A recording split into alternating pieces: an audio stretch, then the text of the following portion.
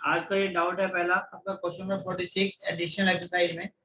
और इसमें देखो हिट एंड डायल से कर सकते हैं आप। रूट के बारे में आप कह रहा है और रूट के बारे में यहाँ दिया भी है हमको। एक सेकंड।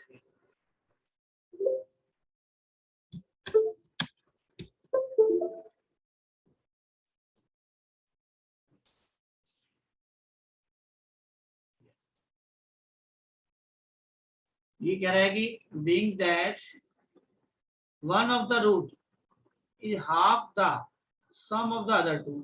अब देखो वन रूट कोई भी है, मान लो 3 है, क्या इनके सम के हाफ के इक्वल है? नहीं। क्या ये 5 जाएंगे सम के हाफ के इक्वल है? नहीं है। क्या कोई भी दो का सम उसके हाफ के इक्वल हो जाए ऐसा? नहीं है। कोई हो रहा है? ये हो रहा है। देखो 3 जो है ना वो इन दोनों के सम के हाफ के इक्वल है। सर पीछे बी दिया हुआ है आंसर। वैसे ये भी हो रहा है ना इसलिए। और फिर तो ये भी दे रखा है, तीनों ही दे रखे हैं। फिर सॉल्व ही कर लेते हैं, सभी में प्रॉपर्टी दी हुई है तो चलो कोई बात नहीं, सॉल्व कर लेते हैं।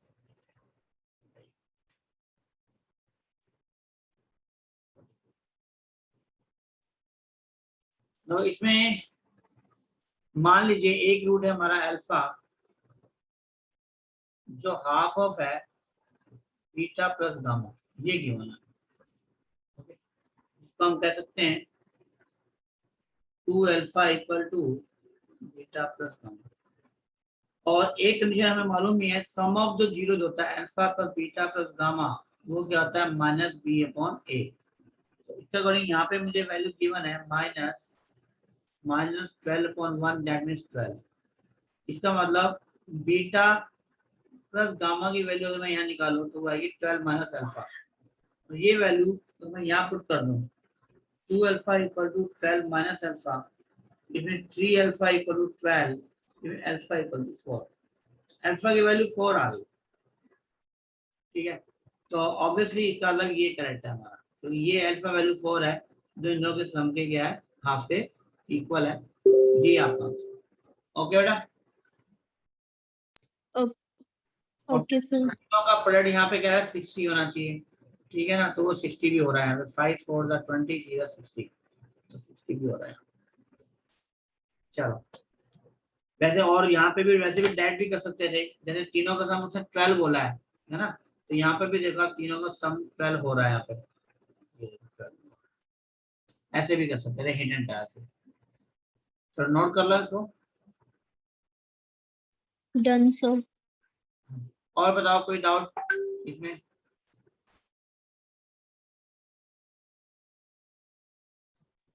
सर 31 कराए थे। हाँ जी, 31।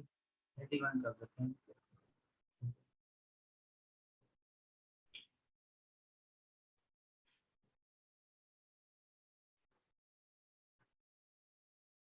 में the condition this twice the other. Twice the other का मतलब है कि अगर एक अल्फा है तो दूसरा 2 अल्फा है, एक अल्फा है तो दूसरा 2 अल्फा है। और दोनों का जो प्रोडक्ट है, अगर मैं बात करता हूँ तो प्रोडक्ट होता है सी अपॉन ए। एक वैल्यू आ गई अल्फा स्क्वायर की वैल्यू आ गई है सी अपॉन 2a। दूसरा उन दोनों का जो सम है वो होता है माइनस बी अपॉन ए। जहां से अल्फा की वैल्यू आ रही है हमारी, ये 3 अल्फा हो जाएगा माइनस बी अपॉन 3। अब ये जो वैल्यू है ना अल्फा की, ये उठा के यहाँ पुट कर दो तो वैल्यू आएगी minus b upon 3a whole square equal c upon 2a। इसको सिंप्लीफाई करो आप, तो b square upon 9a square equal to c upon 2a। एक ए से ये कट जाएगा, क्रॉस मल्टीप्लाई करेंगे तो बी स्क्वायर हो जाएगा 9ac। This is your solution. कौन सा मैच कर रहा है? बी सॉरी सर 2 रह गया, 2b square. Okay okay 2b square, 2b square 9। Okay sir.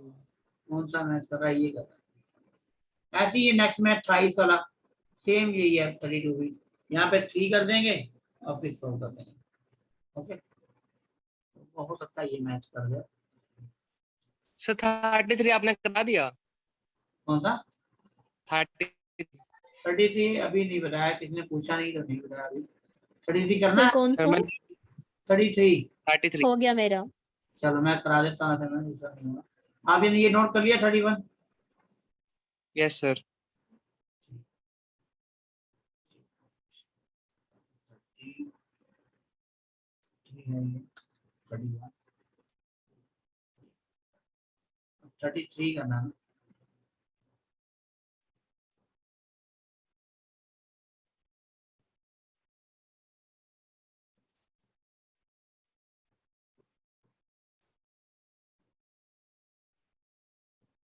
Thirty three में if the root are in the ratio, वो क्या है, इन दो रूट्स का रेशियो ये दिया हुआ है, मतलब अल्फा और बीटा का रेशियो है वो पी रेशियो क्यू है, ठीक है।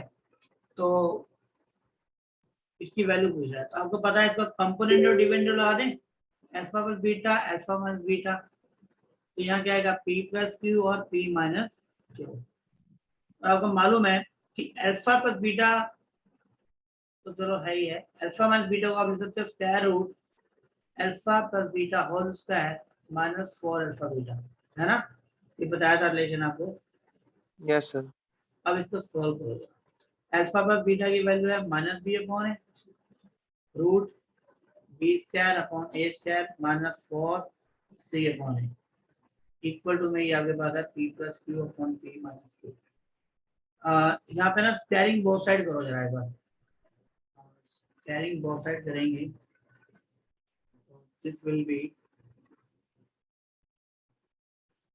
बी स्क्वायर अपॉन ए स्क्वायर अपॉन नीचे रूट हट जाएगा और 4c अपॉन ए बच जाएगा, इक्वल टू में आएगा p plus q upon p minus q whole square. दोनों का ना रिवर्स कर दो एक बार, ठीक है, या एलसीएम ले लो, तो ऊपर वैल्यू है तो ऊपर तो यही है बी स्क्वायर अपॉन ए स्क्वायर, नीचे वैल्यू आएगी B square minus 4ac upon ए स्क्वायर, ये स्क्वायर से इससे कट जाएगा ये। अब रिवर्स कर दो इसका, तो b square minus 4ac upon b square है, इसका उल्टा करेंगे तो p minus q p plus q whole square.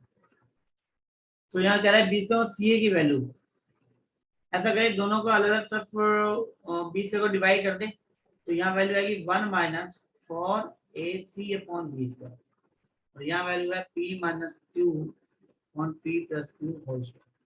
हमें ना इसकी वैल्यू निकालनी है, देखो इसकी, इसको इधर ट्रांसफर कर दें और इसको इधर ट्रांसफर कर दें अगर हम, तो क्या वैल्यू आ जाएगी हमारी, देखो ये वैल्यू आ जाएगी हमारी 4a। सर ये बहुत लेंथी मेथड हो गया, मैं बताऊं शॉर्ट? हाँ एक मिनट मैं इसको कर दूं फिर वो भी डिस्कस कर लेते हैं, ठीक, एक मिनट बस, ये हो ही गया उसमें, p plus q whole square, और ये इधर जाएगा, ये माइनस, ये इधर जाएगा, ये इधर जाएगा, तो 1 माइनस आएगा सर। इसका आगे सिंप्लीफाई करोगे ना बेटा, आंसर आ जाएगा ना, बोलो क्या कह रहे थे आप बेटा। सर मैंने भी ना ये कसम कर रखा था, वैसे एक बार मेरे को समझ नहीं आया था, लेकिन जैसे सम ऑफ द जीरोस निकाल लिया, फिर प्रोडक्ट ऑफ द जीरोस निकाल लिया, हाँ वो फिर तो है दो ही। दो इक्वेशंस आ गई सर, उसको डिवाइड कर दिया तो आंसर आ रहा है। हाँ तो उधर से भी कर सकते हैं, एक तो ये है ही है, और आप कह रहे हो आपने सम ऑफ जीरो निकाल दिया, मतलब alpha plus beta, yes sir. तो वैल्यू आ गया कि माइनस बी अपॉन है अल्फा बीटा सी अपॉन है। Yes sir. हाँ फिर आगे इसको डिवाइड कर दिया। सर अल्फा की वैल्यू में पी एक्स मान लूंगा क्योंकि हाँ रेशियो में है सर। हाँ यस, मैंने यही किया है। ठीक है, फिर आप ये कह सकते हो इसको कि आपने ले लिया P x plus Q x, चलो मान लेते हैं, ठीक है, क्यू है, अल्फा माना था वैसे। हाँ कुछ भी वाई मान लेते हैं, वाई कहेंगे, पी वाई और क्यू वाई मान लेते हैं, ठीक है ना। तो ये आ जाएगा माइनस बी अपॉन है, और ये आ जाएगा आपका p q y square equal to c upon, ये तो इसको आप डिवाइड करोगे, सर पी क्यू वाई, अच्छा ठीक है, प्रोडक्ट है। प्रोडक्ट है ना यहाँ पे, ये वाई कॉमन आ जाएगा ना और ये वाई कटेगा, तो ये बच जाएगी value p plus q upon p q into y, यहाँ रह जाएगा बस, और यहाँ पे वैल्यू सर आ जाएगी, सम्स का स्क्वायर भी कर लेते हैं, सम वाली इक्वेशन का। वहाँ वो भी कर सकते हैं, मतलब कि हमें तो देखो कैसे, मैं दोबारा से कर लेता हूँ कुछ साफ करके, तो ये यहाँ तो हो ही जाएगा, यहाँ से आप सोल्व करोगे, बस आपको अब क्वेश्चन सोल्व करना है, बस और कुछ नहीं करना, ये तो यहाँ हो ही जाएगा। इसके अलावा जो दूसरा मेथड है वो देख सकते हैं आप जो कह रहे हैं,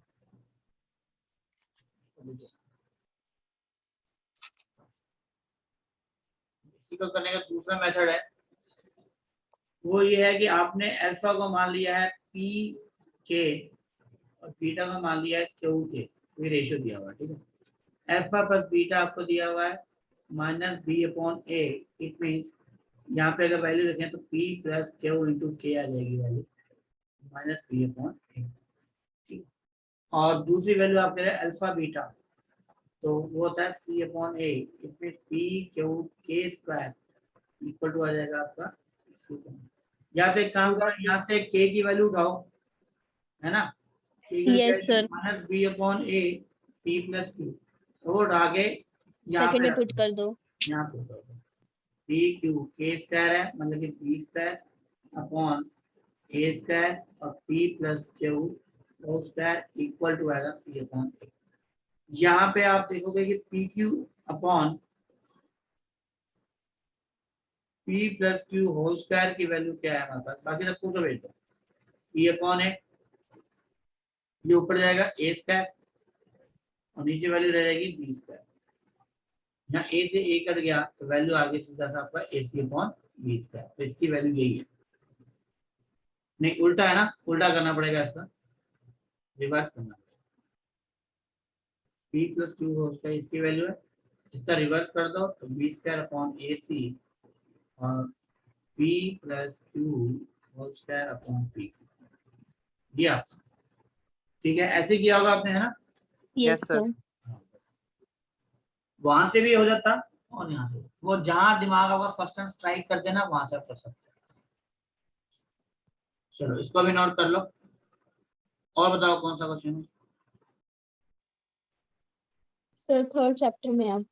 चलो थर्ड चैप्टर में बताओ, थर्ड चैप्टर में बताओ कौन सा है।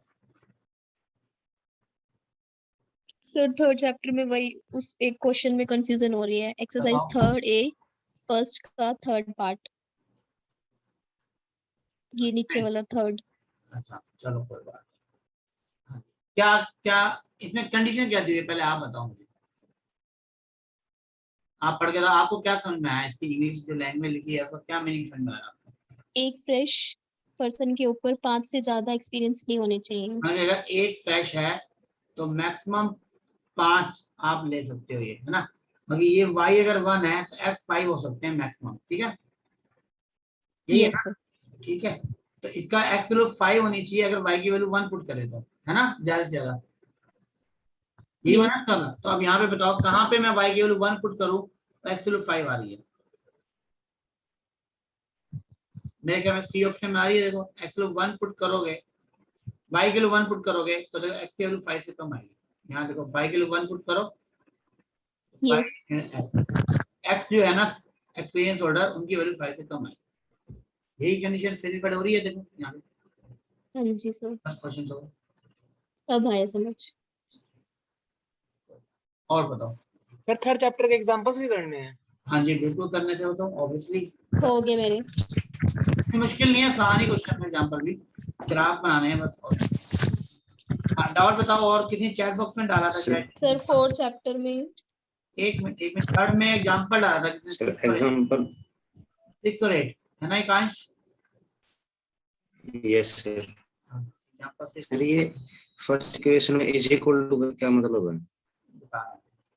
इज इक्वल टू का मतलब है कि ना तो एरिया ऊपर जाएगा नीचे, लाइन ही दे रखी है, सिर्फ लाइन ही लेनी है। इक्वल टू मतलब एक ही लाइन ली है इसने, ये वाली लाइन ली है बस। देखो ये लाइन बनाई है इसने, मैं बताता हूँ x + 2y = 4, ये वाली लाइन। वो कह रहा है कि ये एक लाइन है बस, इस लाइन के ऊपर जो पॉइंट है ना सारे इसका सोल्यूशन है, ठीक है। ना ये इसने ऊपर का शेड किया ना ही नीचे का, ये इक्वेशन है। और दूसरा ड्रॉ किया तो ये आ गया, तो इसका कॉमन सोल्यूशन आपका ये आ गया ना सारा ऊपर वाला बस। और लाइन बीच जो लाइन का ये वाला हिस्सा इसके अंदर आ रहा है वो तो इसका इंक्लूड है, इस लाइन के बाद वाला हिस्सा वो इसमें इंक्लूड नहीं है, ठीक है। Okay sir. और ठीक है। 8 और एक कह रहे हो आप, 8 कह रहे हो,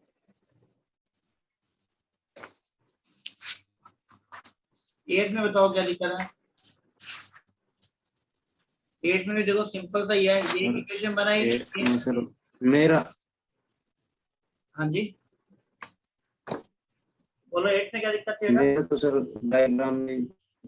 डायग्राम में तो एक ही करके आप, में सर मेरा डायग्राम भी दूसरा बना सर।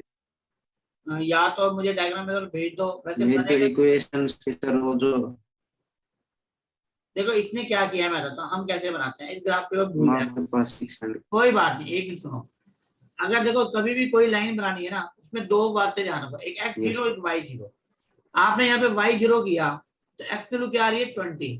देखो 20 कहाँ पे है, ये 12, ये आ जाएगा 13। x की वैल्यू y के 0 करेंगे तो x वैल्यू 20 आ रही है ना, ये ग्राफ तो गड़बड़ है है ना, क्योंकि 20 तो आगे आएगा। यस सर, मेरा दूसरा बोल है सर। हाँ वो आपका फिर ठीक है, मैं यहाँ पे जाएगा 20, और जब x0 करेंगे तो y की वैल्यू 25 के ऊपर जाएगा। या इसने स्केलिंग तो अलग नहीं करी, देखो L1 जो लिया है इसने, L1 ये है, इसने पता क्या किया, या तो इसने 20 लिया है ना, और यहाँ 4 लिया है और यहाँ 9 लिया है, ये इसने स्केल अलग लिया है, स्केलिंग जो है ना वो अलग करी है। रुको स्केलिंग देख लेते हैं क्या है कि 9 पे उसकी वैल्यू y पे 25 नहीं, आपका ग्राफ ठीक है बेटे, पॉइंट गलत है ये, ठीक है आपका ग्राफ ठीक है, पॉइंट गलत है ये हमारे, ओके सर, ठीक है पॉइंट गलत है, ओके सर, ग्राफ हो सकता है ऐसे बन रहा हो पर पॉइंट गलत हो, ठीक है। ओके, एक बार चाहो तो मुझे एक बार भेज देना, मैं चेक कर लूंगा। ओके सर, और बताओ। Okay sir. हाँ जी okay। चलो अब फोर्थ चैप्टर में कह रहे हो डाउट है, वैसे फोर्थ का टर्न नहीं है आज, सर शेड्यूल में तो लिखा हुआ था। लिखा हुआ है एक 4.1 हाँ 4.1 लिखा हुआ है, यस सर 73 क्वेश्चंस थे आज के। एक मिनट, हाँ जी हाँ जी हाँ। ये रहा ना, ये स्क्रीन में नजर आ रहा होगा ना आपको, ये वाला, ये Yes. लिखा हुआ है, ठीक है कोई बात नहीं। हाँ जी फोर्थ ए में बताओ। Sir question number 7। 7th और 9th।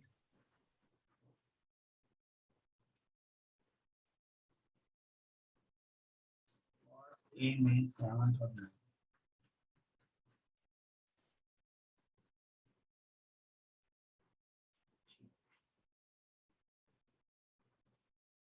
आपका भी यही है 7 और 9,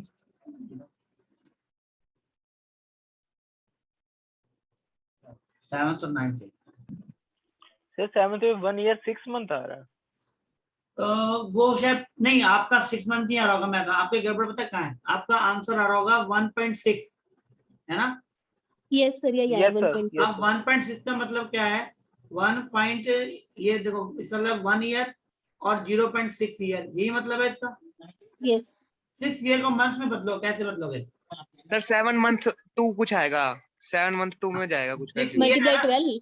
हाँ इसको 12 से मल्टीप्लाई करोगे ना तो 7.2 मंथ आएगा ना फिर मतलब, यस तो 1 ईयर 7.2 मंथ, मतलब कि 1 ईयर 7 मंथ नहीं है, तो ये तो ये 0.6 ईयर है, तो सर इसको 12 से मल्टीप्लाई क्यों करा? आप बताओ, अगर मान लो आप 3 ईयर है, 3 ईयर को मंथ में बदलना है, क्या करोगे, 1 ईयर में कितने मंथ होते हैं, अच्छा ओके सर, ओके ओके। हाँ तो वो 12 से करेंगे ना। अच्छा यही डाउट था इसमें बस, और नाइन्थ doubt में, नाइन्थ वाला डाउट है, 9th है सर, 9th। नाइन्थ का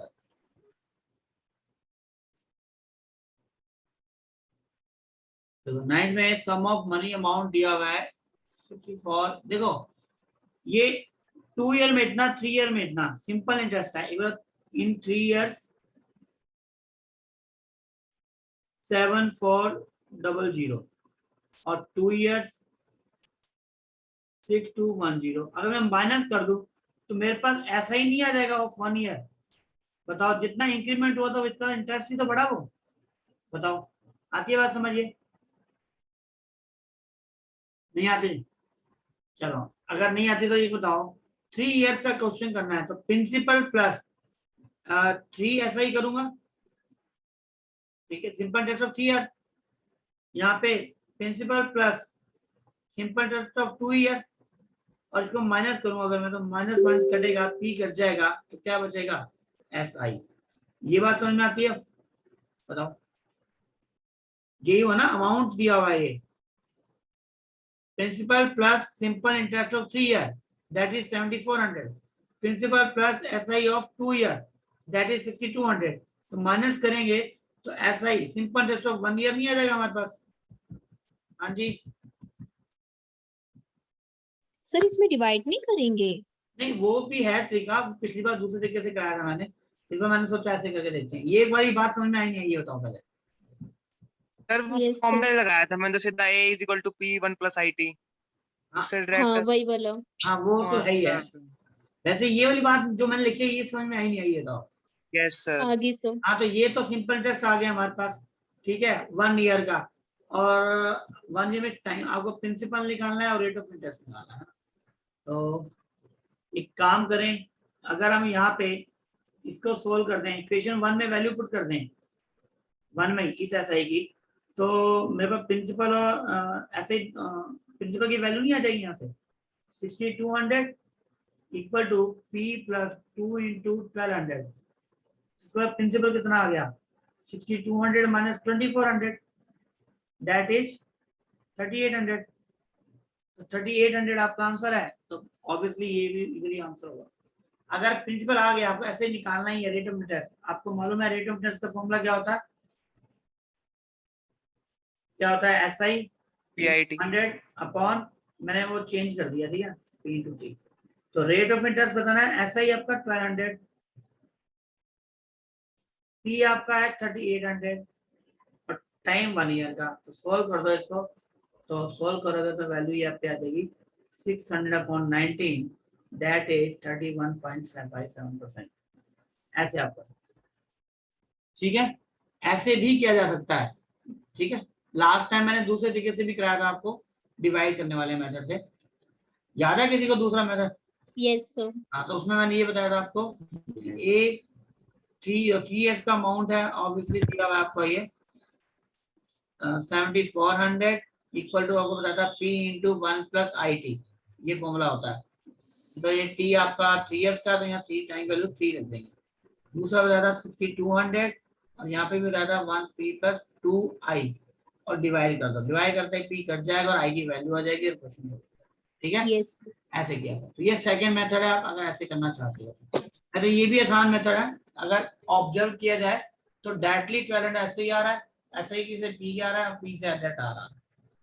ओके, दोनों तरीके हैं, जहां से चाहो वैसे कर सकते हो। हाँ जी, नेक्स्ट बताओ कौन सा है, कोई है फोर्थ में डाउट? No sir.